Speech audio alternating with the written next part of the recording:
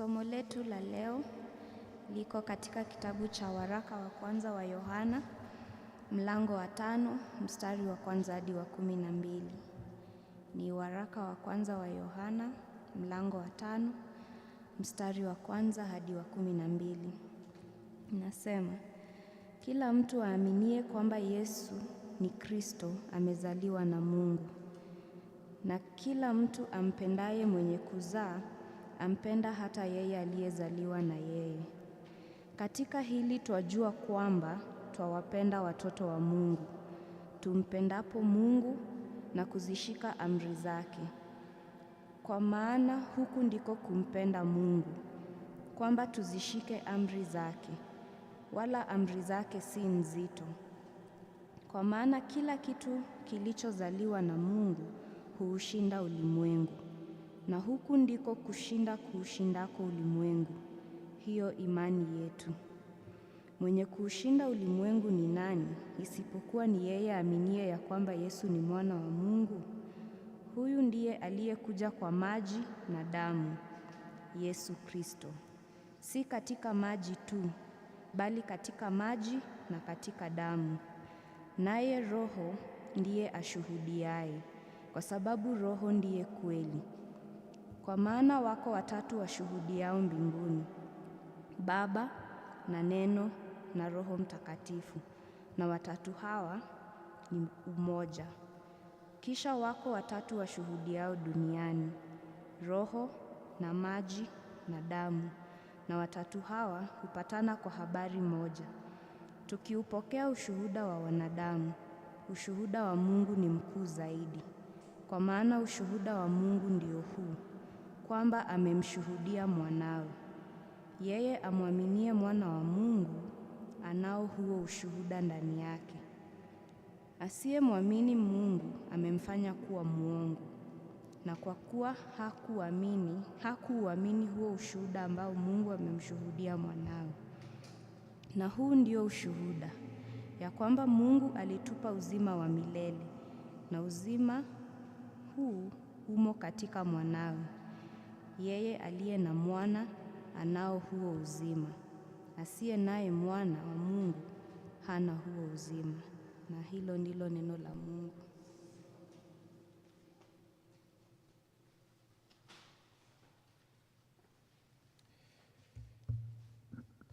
Nawasalimia katika jina la Yesu asubuhi ya leo.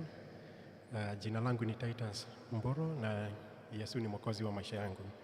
Asante kwa walio wote waliotuongoza hadi hapa na kutusomea neno na kutuongoza katika nyimbo za sifa. Hebu tuanze kuangalia hiyo passage na maombi. Tuombe. Mwenyezi Mungu, twakushukuru kwani wewe ndio uliyetupa uhai na wewe ndio umetuita tuwe wana wako. Umetukomboa kwa damu ya Kristo. Tunashukuru kwa sababu hakuna jambo kubwa kuliko hiyo. Tunashukuru kwa sababu umetusamehe dhambi zetu na kutupa imani. Tunaomba tunapoliangalia neno lako ukaweza kutufungua mioyo yetu, mawazo yetu yakawe yameelekea hapo kwa neno lako, na tunaomba neno lako liweze kutubadilisha na kutupa nguvu na kutupa nguvu. Tunaomba haya kwa jina la Yesu Kristo. Amina. Mtaniwie radhi, sijazungumza Kiswahili kwa muda mrefu, lakini Mungu atanisaidia.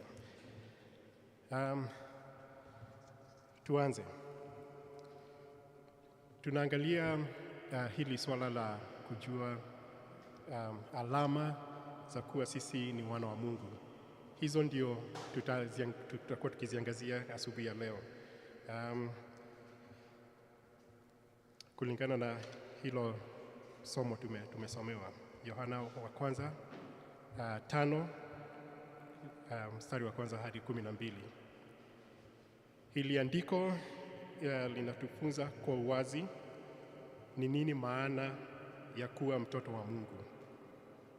katika dunia hii iliyojaa machafuko na mchanganyiko kuhusu ile hali ya kujitambulisha, na kuna uongo unaoenezwa na watu kuhusu hiyo kujitambulisha.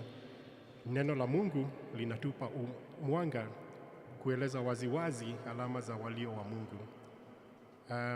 Alama hizi si za nje tu peke yake, bali ni sifa za kiroho zinazoonekana katika maisha ya kila mtoto wa Mungu. Tutachunguza pamoja sifa hizi ambazo huthibitisha kuwa sisi ni familia ya Mungu. La kwanza tumeliona hapo mstari wa kwanza, ni kumwamini Yesu Kristo. Hilo linaonekana ni kama jambo rahisi, lakini sio watu wengi wanaamini Yesu Kristo. Wanachanganyikiwa, wanapata ugumu wa kumpokea Yesu. Na hili halikuanza leo wala juzi. Wakati Yesu alikuwa anatembea duniani, wengi hawakumkubali. Wengi hawakumpokea, wengi walimkataa Yesu. Wengi walikataa kazi yake ile hata ya miujiza, wakasema mbona unaponya wakati wa Sabato? Walikataa mafunzo yake, wakasema mafunzo haya ni magumu. Alikutana na wengi, walimtukana, wengi wakamwita hata mlafi na muongo, mwenye dhambi. Hata wengine walimkufuru, wakasema yuko na pepo. Lakini sisi tunajua Yesu ni Kristo, Yesu ni Mungu, na hapo kwake kuna uzima wa milele.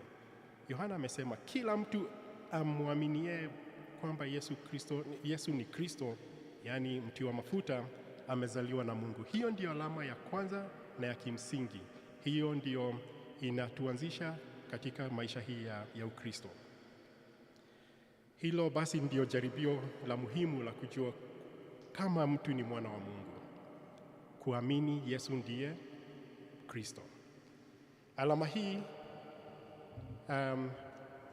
ni ya kwanza ya Ukristo.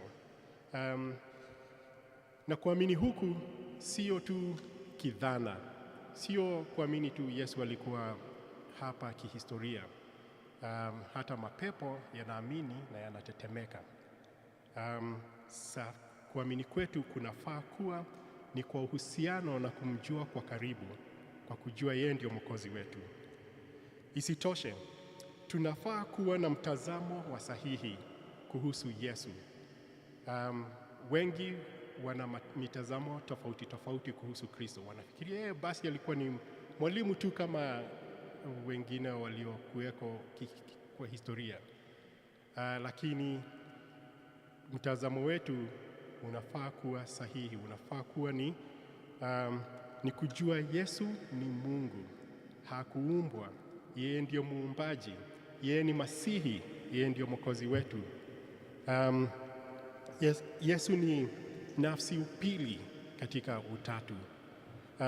Yesu alizaliwa na Bikira Mariamu kwa nguvu za Roho, na yote aliyofanya yalikuwa yametabiriwa hapo kwa Agano la Kale, na aliyatimiza yote.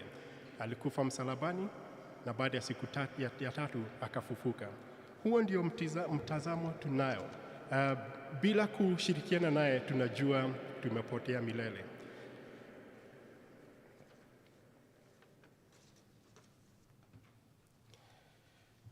Kumwamini huku kwa Yesu Kristo tulisema ndio msingi wa wokovu wetu, na hiyo ndio chanzo cha maisha yetu katika Kristo. Yesu hujidhihirisha kwetu kwamba yeye ndio Kristo na ufunuo. Unakumbuka pale wakati aliuliza Petero, watu wanasema mimi ni nani? Na Petero akasema wewe ni Kristo. Akasema hiyo hukujua kwa damu na mwili, bali ufunuo huo umedhihirishwa kwako na Mungu. Mungu ndio mwanzishi wa imani yetu. Yeye ndio hujidhihirisha kwetu kuwa yeye ni Kristo. Ni baraka iliyoje kuwa mwana wa Mungu.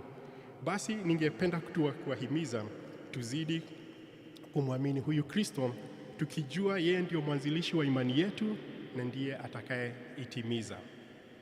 Tukiendelea, ukiangalia hapo aya ya 5, anasema, ni nani ashindaye ulimwengu isipokuwa yeye aaminie kwamba Yesu ni mwana wa Mungu?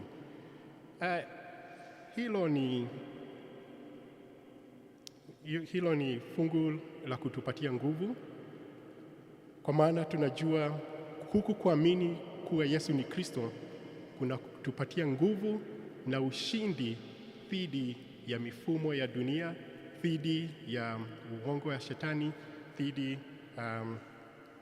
maovu yale tunayokabili kila siku. Mtoto wa Mungu ana imani thabiti inamfanya awe mshindi dhidi ya dhambi, hofu na hila za dunia. Ukiwa na imani kwa Yesu, hiyo ni ishara kuwa kwamba umezaliwa na Mungu. Tukiendelea kwa pointi ya pili, alama ya kujua sisi ni wana wa Mungu ni kuwa na upendo kwa Mungu na upendo kwa ndugu zetu. Yohana anasema hapo mstari wa kwanza ba na hadi mstari wa pili kuhusu kupenda Mungu na kuhusu kupenda wenzetu. Yohana alionekana kupenda kuongea kuhusu upendo na sio kuongea tu kiholela. Ni kwa sababu alikuwa anaujua umuhimu wa upendo. Yeye alikuwa karibu sana na Yesu na aliona upendo huu ukijihidhirisha, na yeye hadi uzee wake aliendelea kuongea kuhusu upendo.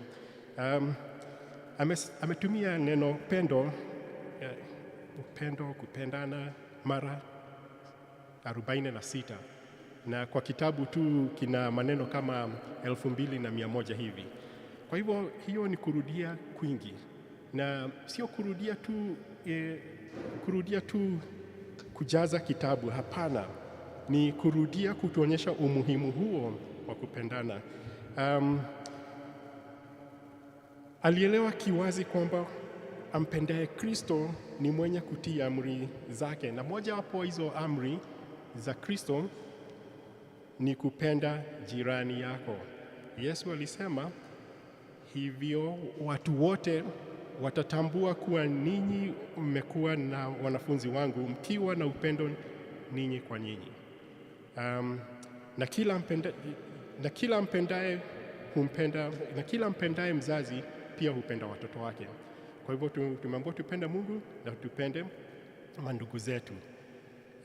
Huwezi kusema unampenda Mungu lakini hupendi watu wake. Kuna mtu alikuwa na kibandiko cha gari, alisema, Mungu nakupenda lakini niko na shida na watu wako. Hiyo haiwezekani. Tumpende Mungu na tupende watu wake, hata kama wako na shida. Hata kama wako na shida, tunafaa kuwapenda. Katika hili tunajua ya kuwa tunawapenda watoto wa Mungu. Hapo tunapenda Mungu na kuzishika amri zake. Watoto wa Mungu hupendana kwa sababu wote wamezaliwa na Baba mmoja wa mbinguni. Upendo huu hauonyeshwi tu kwa maneno tu, bali kwa matendo. Nyimbo mingi zimetungwa za upendo. Hata wanasiasa wanaweza sema na wapenda, lakini hiyo ni kidhana tu. Upendo huu unafaa kuonekana kwa maneno yetu na matendo yetu, kusaidiana, hata kuombeana, na kuishi kwa mashikano, yani ile umoja. Upendo huo sio wa watu wachache. Saa zingine tunapenda tu watu wale wanafanana na sisi, wale wa karibu, kama watu pengine wa Grace Point, ama tu watu wa ukoo wako au jamii yako, watu pengine wana rangi sawa na yako ya ngozi. Lakini ama saa zingine tunapenda watu wale tunaona tuna usawa nao kwa kimasomo, mambo ya daraja ya maisha.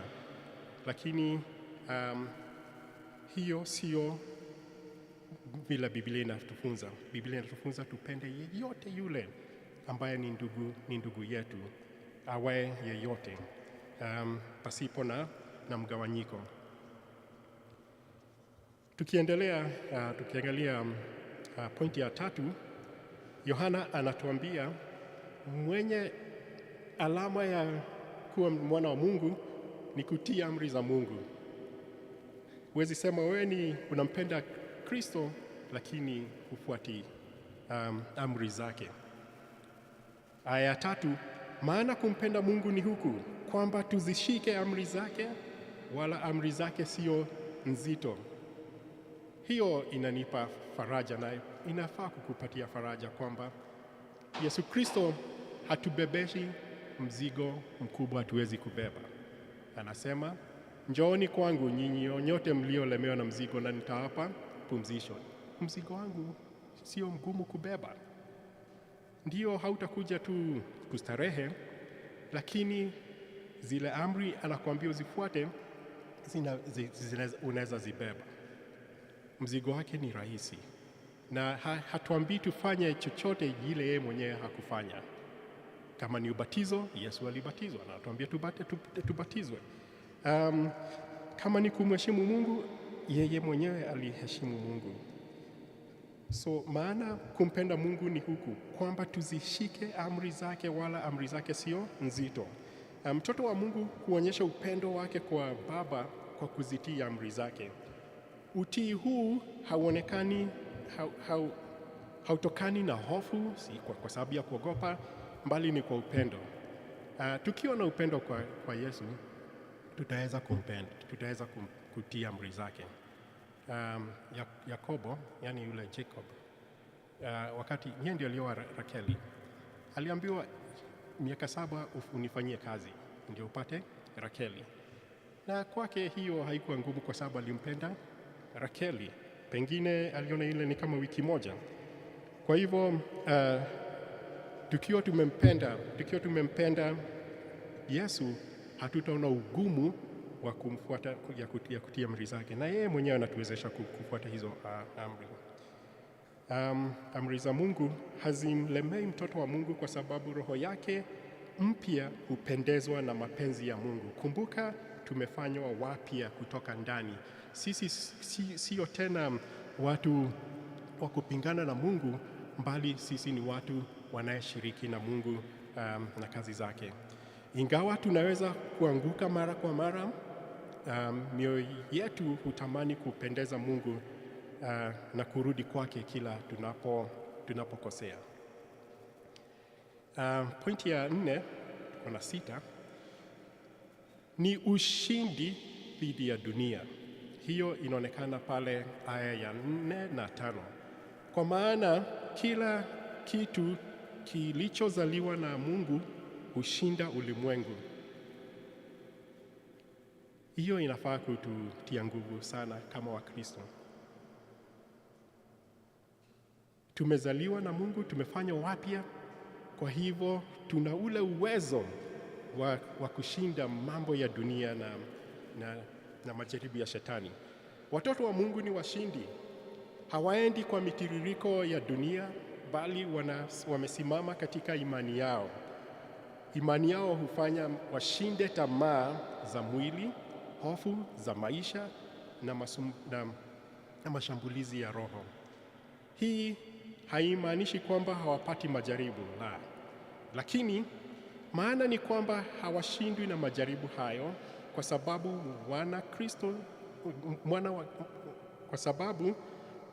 wana Kristo ndani yao. Ndugu zanguni, tusifanye maelewano na dunia ile compromise. Lakini tuendelee kuiga tabia za Yesu na kutii neno lake. Kwa maana tukiendelea kuwa na tabia ya kuelewana na dunia, basi hapo tutakuwa wadhaifu na wanyonge wa kiroho. La 5, ushindi wa roho. Hii inaonekana katika aya 6 hadi 10. Roho wa Mungu ni ukweli. Siku hizi wengi wanafurahia na kuamini uongo. tunajionea dunia kote, wale wanaozungumza uongo wana wafuasi wengi, lakini sisi tuko na roho wa ukweli, na Yohana anasema kuna mashahidi watatu, maji, damu na roho. Tuko na roho ndani yetu, na huyu roho ni wa kweli. Yeye ndiye atuongozaye katika ukweli yule Yesu alitufunza. Tuzidi kuomba kwamba roho wa kweli aendelee kutufunza na kutukumbusha amri za Kristo. Ni nani na ni roho ashuhudiaye kwamba na ni roho ashuhudiaye, kwa sababu roho ni kweli. Hiyo ndio tunasoma katika aya 6. Watoto wa Mungu wana shuhuda wa ndani unaotokana kwa Roho Mtakatifu. Roho huyu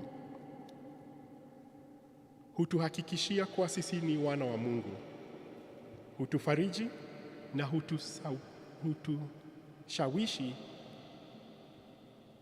na kutupa imani na mwelekeo katika safari ya Kikristo.